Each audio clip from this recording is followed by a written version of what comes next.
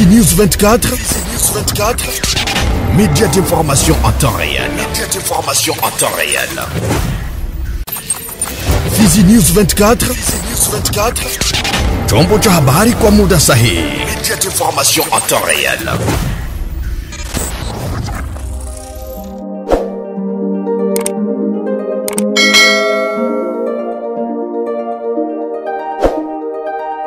Niko mwingi wa furaha mpenzi mtazamaji wa Fizi News 24 na msikilizaji kwa kuweza kukutana nawe mara tena katika taarifa ya habari kwa lugha tukufu la Kiswahili. Tuanzie taarifa yetu ya habari na Uvira ambako shughuli za kuanza kurozesha vizuizi bandia vilivyowekwa na wazalendo katika kona mbalimbali za tarafa Uvira zimeanzishwa wiki tunayo. Andre Biadunia amepongeza hatua hiyo ambayo tafanya raia wapumue dhidi ya tozo za kupindukia tarafani humo. Katika mazungumzo na TV yako Andre Biadunia Mashaka aliyeshiriki katika msafara huo ameonyesha hapa ni hatua gani wameifanya kwa maraia kwanza. Kama gisi inajulikana ni kwamba kutoka Uvira mpaka gisi utafika Luvungi hapo kulini de front kuna kwa mabariere mingi sana, lakini pia njia kutoka Luvungi kwenda Lubarika inakuwa na mabariere nyingine mingi. Kutoka usi Bwegera upande wa Lemera nako kunakuwa ingine mabariere ya mingi. Na ilikuwa vendredi ya semaine passée kulikuwa reunion ya coordination ya wazalendo ambayo inasimamiwa na mzee ya Kutumba, na wakadeside kwamba waniite kwenye hiyo reunion. Tukaenda tukafanya commission kisha kuona kwamba watu wanasumbuka mwa ile njia, et surtout siku ya soko, notamment mercredi soko ya Luvungi, dimanche soko ya Lubarika na lundi soko ya Rubanga. Mwa ile reunion il faudrait tufanye commission ambayo itaenda inaangalia mabariere na kuzidentifie na kufanya etape ya kwanza ya kusensibiliser bale ba seigneur de guerre ba generaux autoproclamés ya wazalendo benye biko na mabariere kwa RN5. Na tukaenda kumuona komanda secteur akapana accord ya favorable yake kwamba tuifanye ile mission, na jana mardi tumeifanya. Tukaenda tulifika mpaka Lubarika, tulipanda ile milima yote, tulidentifie une quarantaine de barrières, yani barriere 14 karibuni na 5 na 6 hivi. Na kisha kuidentifie zile mabariere kwa zingine zenye walisikia tutakuya bakakutaniwa banatoa mapema. Mungu asifiwe kwa sababu kote ambako tulipita waseigneur de guerre ambao tuliwaona wote walionyesha kwamba antuka kuna kuwa irresponsabilité de leur part, na wakasema kwamba wako tayari kutoa ile mabariere. Hata hivyo amesema kufikisha ripoti kwenye uongozi wa kijeshi ili kuanzisha hatua ya pili. Andre Biadunia Mashaka amerejea tena kwenye TV yako. Walikuwa wanaonyesha kwamba mwenyeko na moya anaweza iacha kwanza. Tukasema sisi tutafanya rapport kwa komanda secteur kuangalia opportunité ya kusema kwamba hiyo barriere bakie.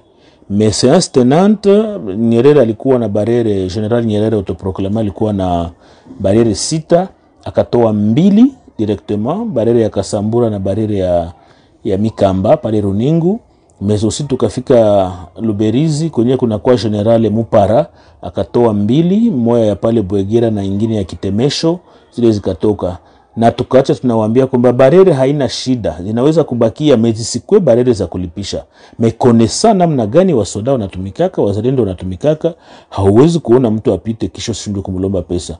Alors sisi ni etape ya kwanza, hatuna assurance kwamba hawatalipisha kwa sababu jeshi ni jeshi. Mtu ambaye anashikilia silaha akikuwa kubarabara anapaswa tu kulipisha pesa.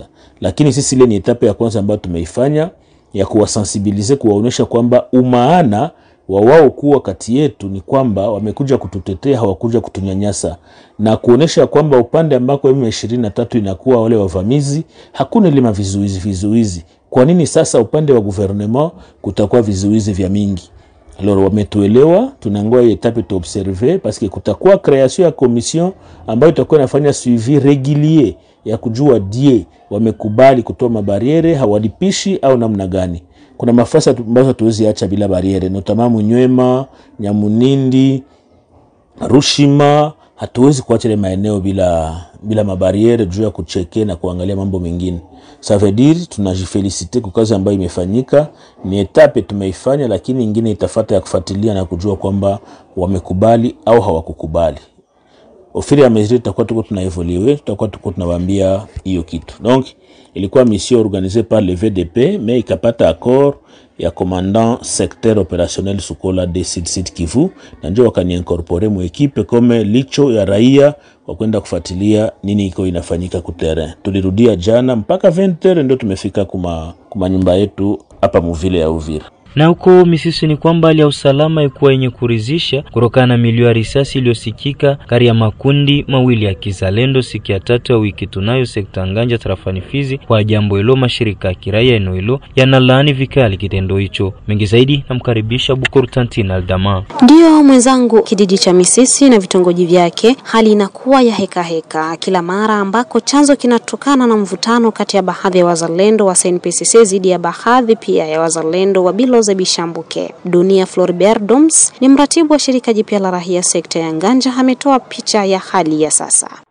Misisi situation mpaka sasa hii iko a moitié sous contrôle parce que nisikia milio ya risasi ililia asubuhi mpaka saa mchana alo kazimika. Elimatu leo mugini nilamuka vibaya sana kulingana na quelques messages kutoka kwa responsable ya bandugu yetu wa Fuleru inciter donc ba mambo ya mafamilia kusema no basi milango ya makazi basi tumike mpaka pale amani itapatikana. Mais aussi tulikuwa aussi ku remarquer kitu kimoja kile ambacho waliweza kulalamika, ile ambayo ilikuwa declaration yao ya miongoni ya watu ambao ni raia wa kabila ya Kifuleru kushikwa na askari jeshi sous prétexte ni wa Fuleru.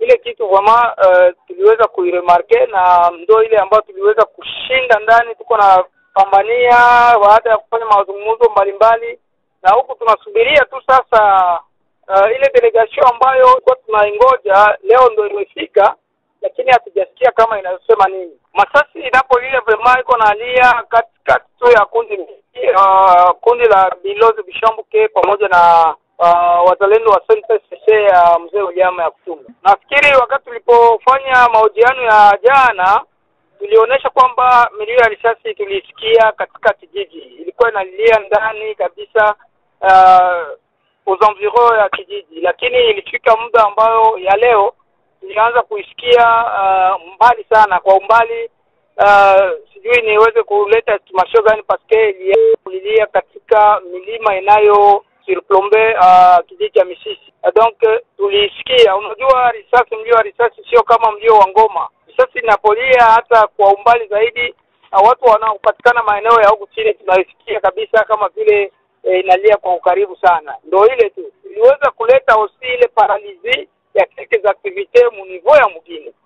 Watu walisikia uoga, wamoja hawakulema soko, wengine hawakufungua milango, wengine vile vile hawakuweza kufanya activity ambazo zinakuwa zinafanyika huko Tuzia. Upande wake msemaji wa FABB ya Kikamanda Ngoma Nzito ameonyesha pia kuwa mzozo huo sio kati ya FABB zidi ya SNPCC bali ni baadhi ya wazalendo wa makundi hayo mawili wanaotaka kutafuta maslahi yao wenyewe. Engineer na Mubamba Strategy anaeleza yafuatayo. Hata tuseme kwamba mzozo ulianzishwa kati ya wanajeshi fulani wa FABB na wale SNPCC katika hali ya kupigania maslahi yao, lakini kwa sasa mzozo unaonekana unaanza kuonesha sura nyingine, kwani kwa sasa Misisi kuna baadhi ya wa vijana wa Urusi wa Fuliru ambao wanakabiliwa na hali hii, wanaendelea kunyanyaswa na kushikwa kiolela na baadhi ya wanajeshi wa SNPCC, jambo ambalo tunaendelea kulilaumu kwa sababu tunapatikana Misisi, na hapo kwenye nyanja za juu za kijiji cha Itali kuna manyumba ambazo ziliweza kuunguzwa na baadhi ya wanajeshi wa SNPCC wakidai kwamba eneo hilo halitakaliwa na Wafuliru. Bwana mtangazaji, acha tuseme kwanza kwamba katiba ya nchi inasema kwamba kila mkongomani ana haki ya kukaa fasi ambapo anahitaji, sheria za nchi na sheria za mahali ambapo anakaa. Vikao vimefanyika na wito wetu sisi ambao tunapatikana miongoni mwa kamati hiyo, tunaomba amani kati ya Wafuliru na Wabembe, amani kati ya SNPCC na FABB, kwa sababu bwana mtangazaji, ni sisi hakuna adui. Ni sisi hakuna adui. Adui anapatikana Minembwe, anapatikana Rugezi, anapatikana Katogota, anapatikana Mikenge na pia huko kwenye maeneo ya Irumba. Lakini hapa ni hakuna adui na hakuna vita. Hakuna vita kati ya Mfuliru na Mubembe, na ni vita kati ya watu fulani ambao wanapigania maslahi yao, bali hawapiganii maslahi ya raia. Hata hivyo, shirika jipya la raia kupitia mratibu wake Dunia Floribert Doms amekemea watu wa nia mbaya wanaotaka kugeuza mzozo huo kuwa wa ukabila.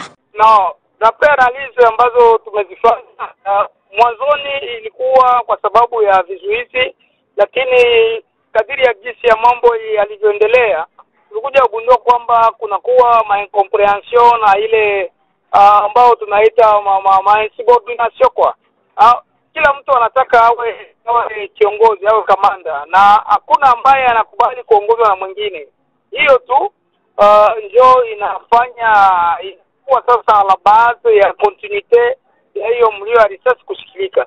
Lakini kama ingekuwa kwamba kunakuwa ile respect ya hierarchy, yani ndio anaongozwa na fulani na fulani akisema, kama vile ilivyo discipline katika vitabu au sheria za kijeshi kabisa, kama usalama uliweza kuonekana toka ile siku ya Mungu na mpaka kuendelea hivi, kama hatungeweza kusikia tena mlio wa risasi. Wamoja wanasema kwamba huo mzozo unakuwa na connotation tribale kati ya Wabembe na Wafuliru. Hiyo picha hamuioni kule Misisi? Na hicho ndio kitu ambacho tunakipiga marufuku, kutoa ile connotation tribale ya échange de balles entre des groupes armés, batu benye bako na meme jina ya uzalendo. Ile connotation tribale tuko nataka kuitoa, paske tunapaswa kuelewa kwamba mtu anaweza kuwa Mbembe, mtu anaweza kuwa Mfuliru, lakini anakuwa anahusika kwa hali moja au nyingine katika uzalendo au katika mambo ya kijeshi. Na wakati kunakuwa échange de balles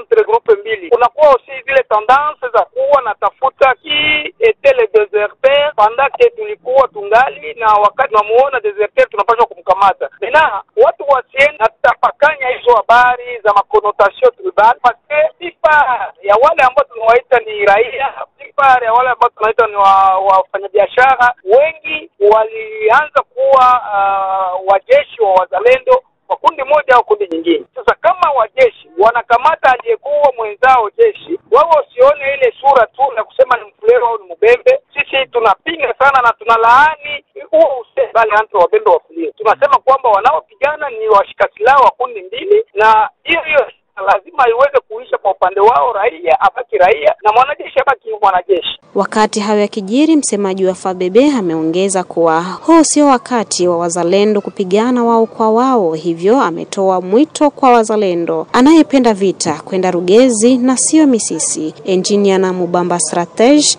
amerejea mara tena. Sisi tunajiimplike totalement kwa sababu tumetoka Uvira, makao makuu ya jimbo la Kivu ya Kusini, na kwa sasa tunapatikana Misisi baada ya kuendesha kikao kikubwa kilichowaitisha viongozi wa kiasili, wazee wa kijiji cha Misisi, makundi yote yanayoshikilia silaha, mashirika za kiraia hapo kwenye maeneo ya Lulimba.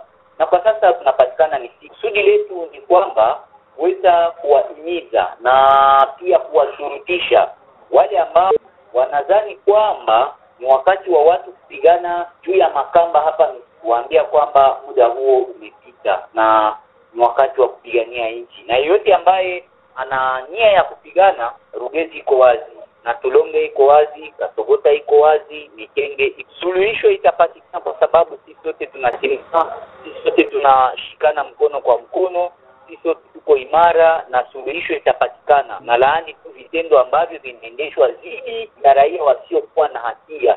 Hicho kitendo kwa kweli kitendo ambacho kinapaswa adhibiwa. Kamanda yoyote, iwe wa SNPCC, iwe wa FABB, ambaye anahusika katika hali ya ukiukwaji wa haki ya kibinadamu, kunyanyasa raia, kuwatishia kuwaua, kunyang'anya vitu vya raia, ataripoti kwenye sheria, kwa sababu nia yetu haikufanya vitendo hivyo. Na kusudi moja ambalo lilituma tuweze kushika silaha ni kupigana kupigana na yeyote ambaye anainuka dhidi ya kutaka kugawa nchi ya Jamhuri ya Kidemokrasia ya Kongo. Tukumbushe kuwa vikao mbalimbali vya kutafuta amani juu ya mzozo huo vinaendelea kufanyika ambako bado kuzaa matunda. Na tumalizie na uko Kilembwe ambako mkuu wa sekta Lulenge pa Kilembwe Zawadi ya Bandelo Abambe ametaja kuwa na matumaini ya kupata amani ndani ya sekta yake baada ya kikao kisichokuwa cha kawaida cha usalama alichoitisha siku ya pili ya wiki. Hivyo ameomba kwa kila kundi kuheshimu mapatano hayo. Udhibitisho huo ameutoa alipokuwa na mazungumzo na TV yako toka pa Kilembwe. Zawadi ya Bandelo Abambe ameanza kutoa taswira ya mkutano huo. Ni kweli tariki 28 za mwezi wa 10 mwaka tunao, kisha mafrontema kubwa zenye zilifanyika hapa msekta ya Lulenge, nimeorganize kikao kikubwa ambayo kilikusanya wa chef de groupement wote, ilikusanya wa chef de village Ami Moitié, ilikusanya komanda a regiment wa 2204, ilikusanya ma groupe armé locaux za wazalendo wote sababu ya kutafuta amani, wa mama na wa vijana. Kwa kweli tumeongelea pointi moja kubwa, namna ya kurejesha amani katika sekta ya Lulenge, hasa zaidi kwa vita ambavyo vilipita benye bilibeba connotation mbaya kwamba ni vita ya Wabuyu na Wabembe. Na hiyo ndiyo maana tulikutana na zile makushe zote ikiwemo makominote tout confondi za sektere ya Lulenge, Wabuyu, Wabembe, wa Nyindu na kadhalika. Tumepata piste de solution kisha kufanya maéchange parce que tulifanya ma commission, kisha kufanya ma reception ya ma recommandation ya ma commission. Tumepata kwamba watoto wetu d'abord parce que tulifanya commission si commission ine, commission ya wazalendo, commission ya wamama, commission ya bami na commission ya mapastori pamoja na société civile. Kwa kweli nina moyo wa furaha sana. Acha nikuambia kwamba furaha yangu ni kuona population yangu ya Lulenge imebaki chini na kweli kukubali kwamba hatuna umuhimu wa vita ya ukabila. Na leo tumekubaliana na kuhakikisha kweli kweli wazalendo wote wanakuwa pamoja. Watu wote wenye walikimbia wamekwisha anza kurejea. Ni sura moja kubwa yenye mimi kiongozi wa sekta. Mwisho amepongeza kila leader aliyeshiriki kwa mbali au kwa karibu juu ya kupata amani pa Kilembwe. Amerejea pato, msikilize mara tena. Nimesema shukurani kwa watoto wetu, shukurani kwa kila mmoja ambaye alichangia mawazo yake kwa kudumisha amani hapa. Aloro, kwa kuona kwamba chanzo ilikuwa ni bariere, tumekubaliana kwamba bariere mu sekta ya Lulenge zitakuwa gisi zilikuwa. Inabidi sababu walifia hesabu ya pesa, inabidi wapunguze kuwa wanadai kwa kila mpitaji pesa zenye zinapanda sana. Hiyo ni marekomandasyon yenye Conseil de Sécurité élargi imewarekomande na wao pia wamekubali kwamba wataishikilia. Ni kuambie ya kwamba sura ya leo katika mji mkuu wa Lulenge hapa Kilembwe, wafanyabiashara wamekwisha kuanza. Natumaini kwamba kesho hata masomo zitafunguliwa sababu watu tayari wanaanza kurejea. Yenye walikuwa wanangoya ni kuona nitawaambia nini hasa zaidi kisha hiyo kikao. Nitakuhakikishia ya kwamba ni Mungu alisaidia paske sisi wanadamu hatuna chochote tunaweza fanya pasipo Mungu mwenyewe. Na washika masilaha wote walifanya engagement kwa kuona kwamba hiyo bitu wasirudilie tena. Na sisi pia watawala itatusaidia kuwa tunafanya suivi mu Conseil de Sécurité. Wamefanya engagement ya kwamba hawatarudilia tena vitu kama na hivi. Na ile ndiyo inanirasire usi kuambia raia yangu kwamba warudie na activite ziendelee kama kawaida. Ninashukuru sana, ni kualika kila mkaaji tena mwenye angali kando kando wala porini kwamba tumekwisha kupata suluhisho ya amani na wote tayari warejee, activite ziendelee kama kawaida. Kunaweza kuwa wapasaje wawe huru kupita, kunaweza kuwa mfanyabiashara aendelee kuifanya bila tatizo kwa kuwa na woga ya kwamba benye bilipita jana labda binaweza kurudilia. Tumeweka vraiment nukta na kukubaliana kwa ile kwamba amani irejee katika sekta ya Lulenge. Mpenzi mtazamaji wa Fizi News 24, ni hapo ndipo tumefika mwisho wa taarifa habari zetu katika lugha tukufu la Kiswahili. Ninakushukuru wewe ambao unaendelea kutegea sikio kila mara. Hii ni Fizi News 24 inayokujia mashariki mwa nchi ya Jamhuri ya Kidemokrasia ya Kongo. Sawa kulike, kushare na kusubscribe ili wa kwanza kupata taarifa zetu kila wakati na kwa muda sahihi. Bye bye. Fizi News 24, média d'information en temps réel. Fizi News 24, chombo cha habari kwa muda sahihi. Média d'information en temps réel.